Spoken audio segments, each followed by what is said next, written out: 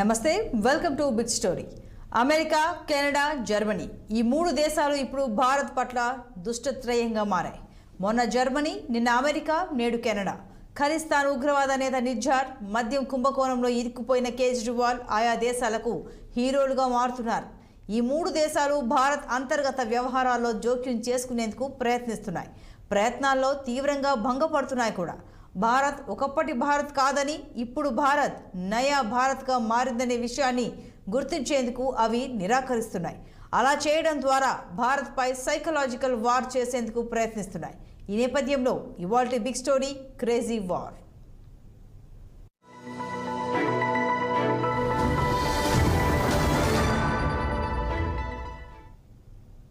ప్రపంచంలో అగ్రదేశాలుగా ముద్రపడిన దేశాలు ఇతర దేశాలపై తమ ఆధిపత్యం చాటాలనుకోవడం సహజమే. ఈ క్రమంలో అవి ఆయా దేశాల అంతర్గత వ్యవహారాల్లో చోటు చేసుకుంటూ ఉంటాయి. భారత్ విషయంలోనూ అలాగే జరుగుతోంది. అమెరికా, కెనడా, జర్మనీ లాంటి దేశాలు కూడా అలానే చేస్తున్నాయి.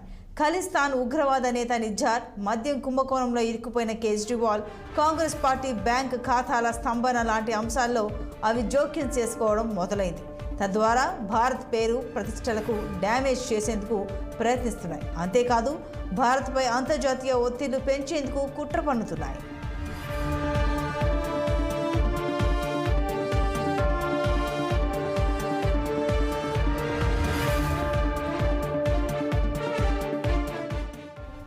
ఖలిస్తాన్ ఉగ్రవాది హర్దీప్ సింగ్ నిజ్జార్పై గత ఏడాది జూన్ 18న కెనడాలో దాడి జరిగింది. అక్కడి గురుద్వారా వెలుపల ఈ దాడిలో నిజ్జార్ హతమయ్యాడు. జరిగింది ఈ హత్య వెనుక భారతీయ ఏజెంట్ల హస్తం ఉందని కెనడా ప్రధాని జస్టిన్ ట్రూడో ఆరోపించడం సంచలనం కలిగించింది. ఒక్క ముక్కలో చెప్పాలంటే నిజ్జార్ హత్య వెనుక భారత ప్రభుత్వ హస్తం ఉందన్న అర్థం వచ్చేలా ట్రూడో ఆరోపణలు చేశారు. ఈ విషయం నిగ్గు తేల్చేందుకు భారత్తో కలిసి నిర్మాణాత్మకంగా పనిచేస్తామని తాజాగా మరోసారి కెనడా ప్రధాని అన్నారు. సరిగ్గా ఇదే సమయంలో కేజ్రీవాల్ అరెస్టుపై అమెరికా మరోసారి కామెంట్ చేయడం కూడా ప్రాధాన్యం సంతరించుకుంది.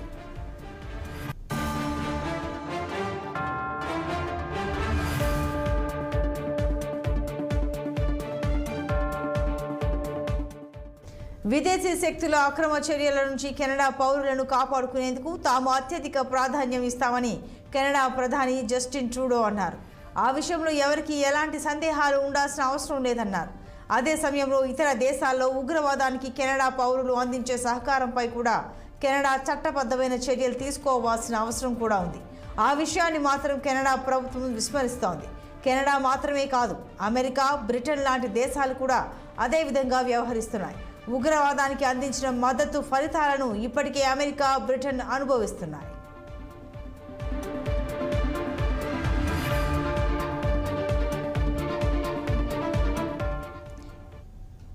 ఖలిస్తాన్ ఉగ్రవాది నిజ్జార్ హత్య భారత్, కెనడాల మధ్య దౌత్య వివాదం రేకెత్తించింది.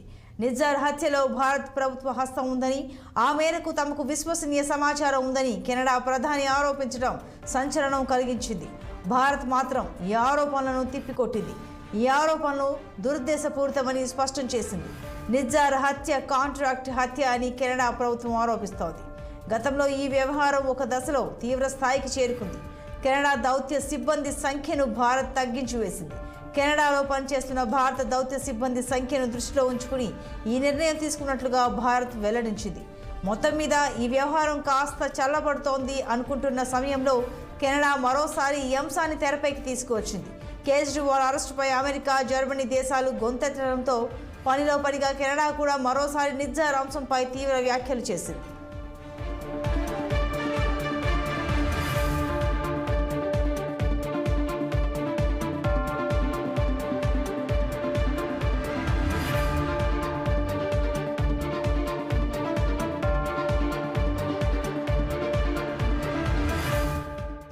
America, Canada, Germany, Britain, France లాంటివి భారత్కు మిత్ర దేశాలే అనడంలో సందేహం లేదు.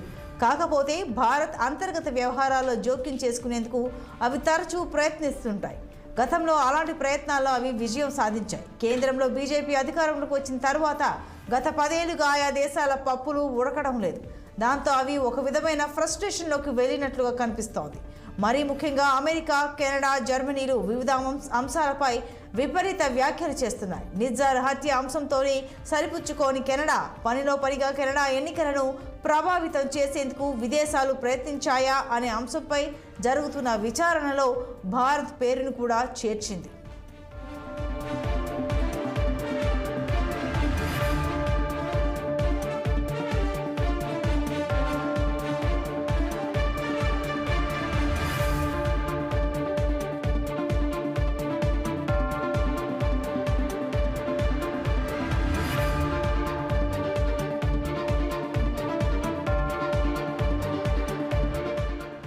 పాశ్చాత్య ప్రపంచం విపరీత ధోరణులను ఓ ఏడాది క్రితమే భారత విదేశాంగ శాఖ మంత్రి జయశంకర్ ఎండగట్టారు. భారత అంతర్గత వ్యవహారాల్లో జోక్యం చేసుకోవడం అనేది పాశ్చాత్య దేశాలకు ఉన్న ఓ చెడు అలవాటుగా ఆయన అభివర్ణించారు. ఆయా దేశాలు గనుక ఈ విధమైన దూషణలను కొనసాగిస్తే తాము కూడా అదే విధంగా చేయాల్సి ఉంటుందని హెచ్చరించారు. ఆర్టికల్ 370 రద్దు చేసినప్పుడు, కాశ్మీర్ను 2 ముక్కలుగా విభజించినప్పుడు కూడా కొన్ని దేశాలు భారత్ను విమర్శించేందుకు ఉత్సాహం ప్రదర్శించాయి. కాకపోతే భారత్ సైతం అగ్రదేశంగా ఎదిగిన నేపథ్యంలో విమర్శలపై ఆచితూచి వ్యవహరించాయి.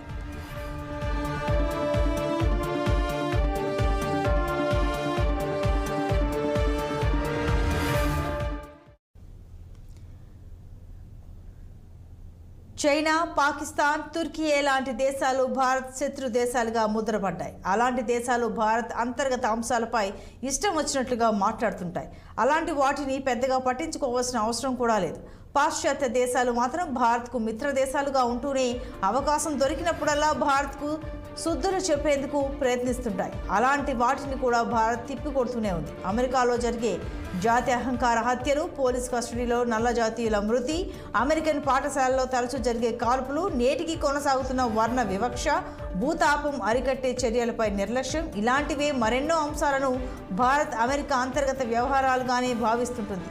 అమెరికా మాత్రం Kejriwal arrest, Congress party bank ఖాతాల స్తంభన లాంటి అంశాలపై కూడా గొంతు చించుకుంటోంది.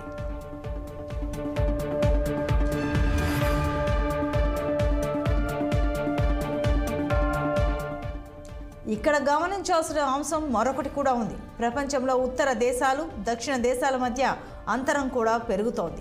దక్షిణ దేశాలకు నాయకత్వం వహించే స్థాయికి భారత్ ఎదగడం పాశ్చాత్య దేశాలకు మింగుడు పడడం లేదు.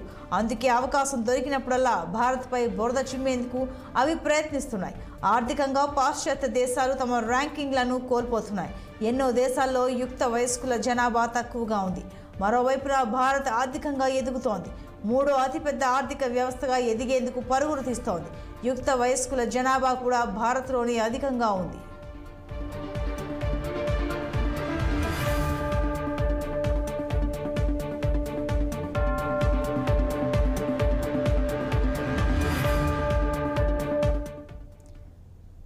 ఇక కేజ్రీవాల్ అరెస్టు విషయానికి వస్తే భారత్కు వ్యతిరేకంగా మొదటగా గొంతు విప్పిన దేశం జర్మనీ. ఆయన అరెస్టుపై జర్మనీ విదేశాంగ మంత్రిత్వ శాఖ చేసిన ప్రకటన పెనుదుమారం రేపింది. కేజ్రీవాల్ విచారణ పారదర్శకంగా జరగాలంటూ వ్యాఖ్యానించింది. ఈ వ్యాఖ్యలపై భారత్ తీవ్ర అభ్యంతరం వ్యక్తం చేసింది. ఢిల్లీలోని జర్మనీ రాయబారిని కేంద్ర విదేశాంగ శాఖ పిలిచి నిలదీసింది. ఈ సందర్భంగా తలంటూ కార్యక్రమం బాగానే జరిగినట్లుంది. ఈ నేపథ్యంలోనే ఇకపై కేజ్రీవాల్ అరెస్టు విషయంపై ఎలాంటి వ్యాఖ్యలు చేయకూడదని జర్మనీ నిర్ణయించుకుంది. జర్మనీ లాంటి అగ్రరాజ్యానికి భారత్ ఇచ్చిన డోస్ బాగానే పనిచేసిందంటే అంతర్జాతీయంగా భారత్ సాధించిన పట్టు ఎలాంటిదో అర్థమవుతోంది.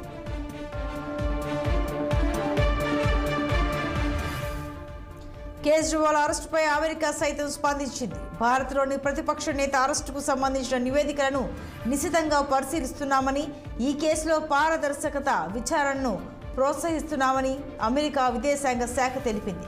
దీనిపై సీరియస్ అయిన భారత్ ఢిల్లీలోని అమెరికా దౌత్యవేత్తకు సమన్లు జారీ చేసింది.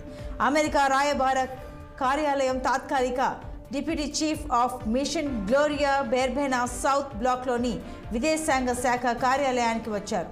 అరగంట పాటు అధికారితో సమావేశమయ్యారు. ఈ సందర్భంగా భారత్ తీవ్ర నిరసన వ్యక్తం చేసింది. దౌత్య సంబంధాల్లో దేశాలు ఇతరుల సార్వభౌమాధికారం, అంతర్గత వ్యవహారాలను గౌరవించాలని భావిస్తున్నామంటూ భారత విదేశాంగ శాఖ స్పష్టం చేసింది. భారత న్యాయ ప్రక్రియలు స్వతంత్ర న్యాయ వ్యవస్థపై ఆధారపడి ఉంటాయని తేల్చి చెప్పింది. సమావేశానికి ముందు, సమావేశం తర్వాత ఆ దౌత్యవేత్త హావభావాలు గమనిస్తే మొత్తం మీద భారత్ స్ట్రాంగ్ వార్నింగ్ ఇచ్చినట్లే కనిపిస్తోంది.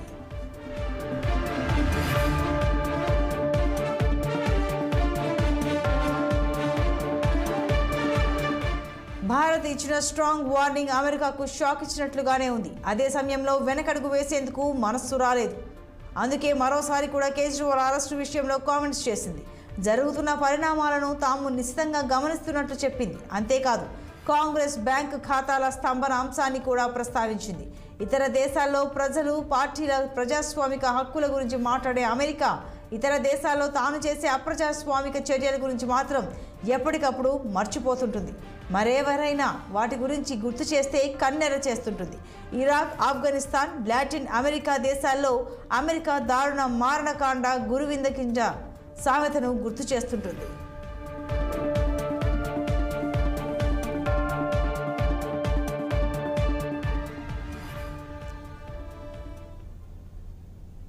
కేజ్రీవాల్ అరెస్టు విషయానికి వస్తే ఇలాంటి కేసులు భారత్లో కొత్త ఏమీ కాదు. దేశంలో మాజీ సీఎంలు, మంత్రులు అలాంటి వారు ఎంతో మంది అవినీతి కేసులో చిక్కుకొని జైలు పాలయ్యారు. మరి వారెవరి విషయంలోనూ స్పందించని విదేశీ ప్రభుత్వాలు ఒక్క కేజ్రీవాల్ విషయంలోనే ఎందుకు పనిగట్టుకుని స్పందిస్తున్నాయో కూడా అర్థం చేసుకోవాలి. కేజ్రీవాల్ విషయంలో ఎవరు స్పందించాల్సిన అవసరం కూడా లేదు. అవినీతి జరిగి ఉంటే ఆయనకు శిక్ష పడుతుంది, లేకపోతే లేదు. ఇందిరాగాంధీ హయాంలో ఆమె తరచూ భారత అంతర్గత వ్యవహారాల్లో విదేశీ శక్తుల ప్రమేయం గురించి మాట్లాడేవారు. ఇప్పుడు విదేశాలు తమ అంతర్గత వ్యవహారాల్లో భారత హస్తం గురించి గగ్గోలు పెడుతున్నాయి. మొత్తం మీద పరిస్థితి చూస్తుంటే విదేశీ అంతర్గత జోక్యాలను భారత్ సమర్థంగా ఎదుర్కొంటున్నట్లే కనిపిస్తోంది.